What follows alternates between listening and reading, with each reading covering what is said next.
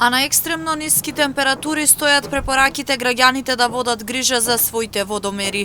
Од јавното претпријатие ИСАР апелираат соодветно да бидат заштитени водомерите, особено оние кои се директно изложени на ниски температури. Со соодветни мерки кои треба да се преземат се реагира предвремено, за да не замрзнат водомерите, со што граѓаните би се соочиле со дополнителен трошок. Ние ќе апелираме, иако нашите граѓани се совесни и ги знаат оние мерки кои што треба да ги преземат, тоа значи да ги соодветно заштитат своите водомери кои што се директно изложени на ниските температури. Освен домашните водомери, од јавното претпријатие ИСАР велат дека нема опасност од замрзнување на водоводната инсталација.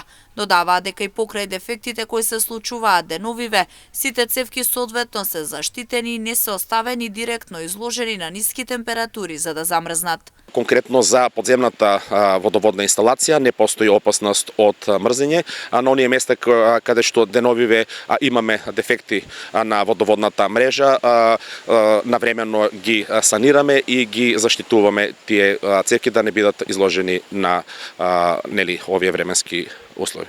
И покрај ниските температури, лошите временски услови, екипите на јавното претпријатие ИСАР се на терен, со што се извршуваат сите неопходни задачи, од собирање на ѓубре и смет се до поправка на дефекти на водоводната линија.